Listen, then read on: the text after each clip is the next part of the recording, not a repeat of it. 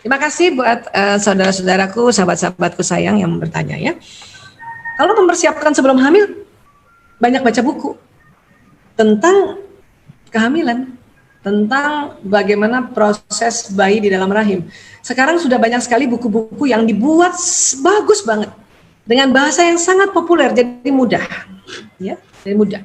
Ini tadi saya juga menyampaikan dengan sangat populer, karena kalau bicara asli pakai bahasa neuroscience, lebih kompleks lagi, ya.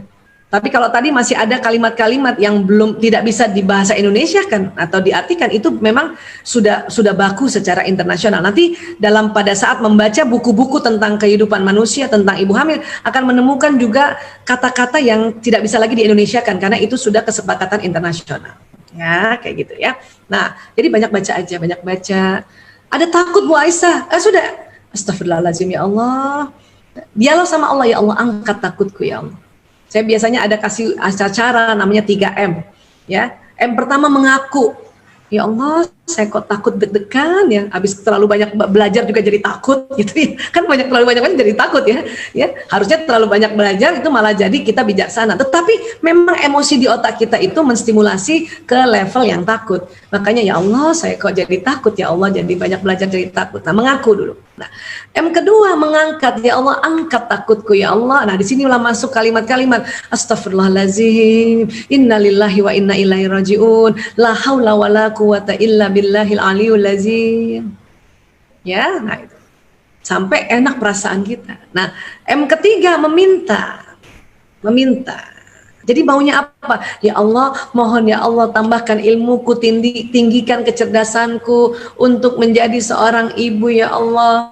Ya, mohon ya Allah kepada diriku untuk terampil ya mengelola emosi negatifku ya Allah, karena emosi nggak semuanya negatif ya, ada emosi positif ya. Nah, jadi karena dengan banyak buku dan kemudian kita mengelola emosi kita dengan gampang tadi 3M. M pertama mengaku, mengangkat dan meminta ya. Sekarang juga yang dilarang 3M juga ya. Ya. Mengumpulkan atau meriung kan gitu karena kita pandemi ya. Oke, nah itu seperti itu. Nah, secara ilmiah sebetulnya seksio ada perbedaannya nggak sih? Perbedaan pertama bentuk kepala. Ya, anak-anak yang seksio tuh kepalanya bulat, bagus ya, bulat banget. Tapi kalau anak lahir normal tuh kepala agak peyang-peyang dikit. Kenapa? Karena dia lewat jalan lahir gitu. Ya, nah pada saat lewat jalan lahir ini makanya ibu-ibu ini sebelum melahirkan harus latihan nafas, latihan cara mengejan yang benar. Ya, makanya nanti kan mungkin ada di ini ya di acaranya Muslimah Maternity Class ya tentang senam hamil dan sebagainya ya. Nah itu perlu loh. Latihan mengejan yang benar itu supaya pada saat memang dinyatakan dia bisa lahir dengan jalan normal, tidak ada satu hambatan pun, tinggal kita melatih diri kita untuk bagaimana ngejannya yang benar ya.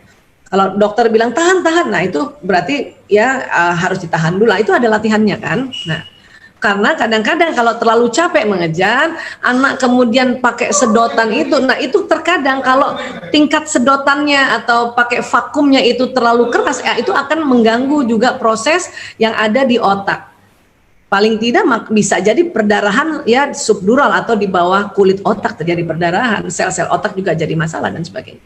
Ya, makanya latih banget untuk bisa melahirkan. Ya, nah, tapi secara yang lain-lainnya tidak ada. Tidak ada, hanya kalau dengan seksio itu ya karena dia diambilnya dalam tidak ada pencet-pencet ya dia akan jadi jauh lebih bagus bentuk kepalanya.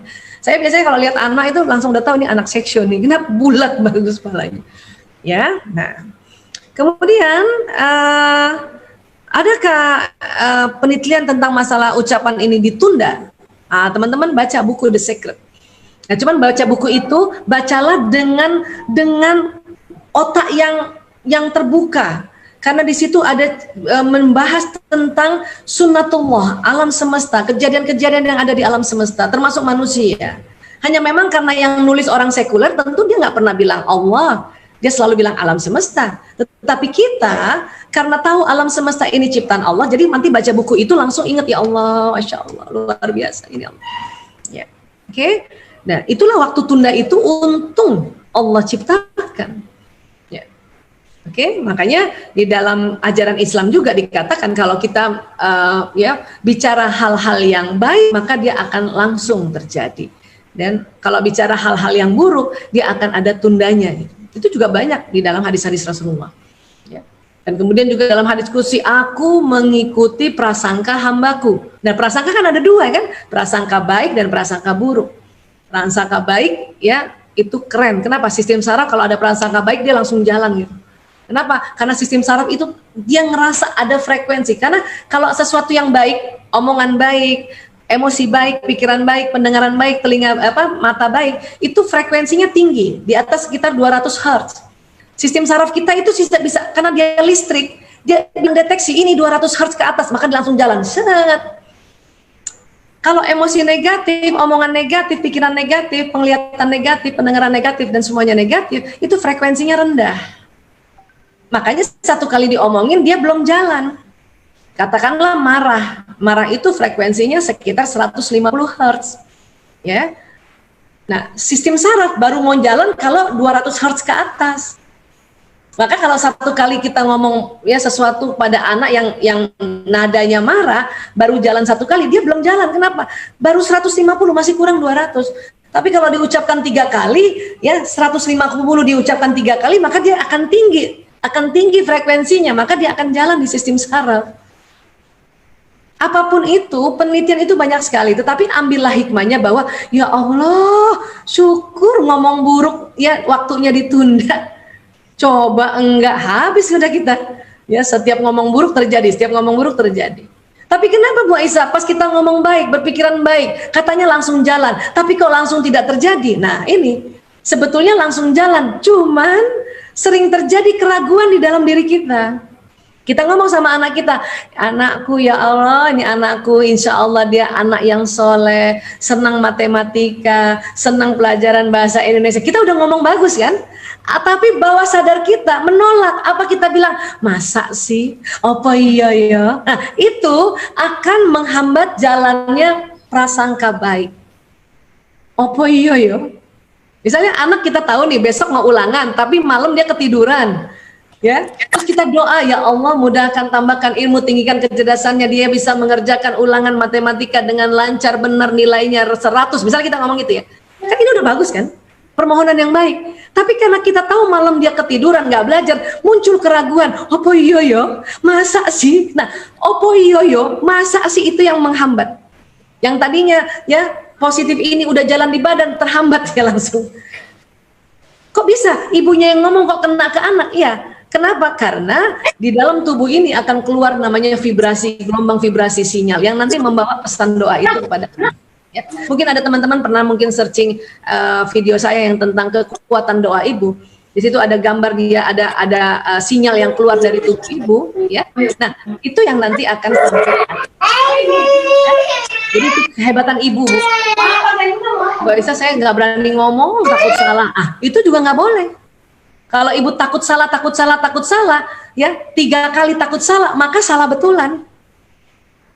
Terus dia gimana ya? Kalau gitu minta, ya Allah, saya ya ilmu ini kan belajarnya pelan-pelan. Ya, nggak mungkin ibu langsung baru menikah nih, baru punya anak, lagi hamil, tahu semua ilmu, nggak bisa. Yang penting adalah selalu berdoa, ya Allah tambahkan ilmuku, tinggikan kecerdasanku, ya Allah mohon petunjuk. Itu kadang petunjuk akan datang segera tanpa ibu baca buku dulu atau ikut seminar dulu.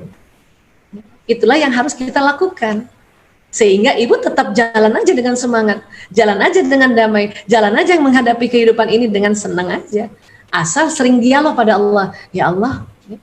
Sebagaimana Rasulullah SAW, para nabi, para rasul yang lain, dan para sahabat, itu ngomong sama Allah kayak Allah itu ada di sampingnya. Ya Allah, garam habis nih, kan gitu. Ya Allah, terompaku copot nih, kan. Ibu juga sering kayak gitu kan, Bu? Nah, kebiasaan habit untuk selalu berdialog sama Allah itu yang harus teruskan, ya. Jadi teman-teman yang mau tahu ini ya coba baca buku The Secret. Itu ada 2 buku tebal-tebal juga ya. Atau searching aja filmnya, The Secret.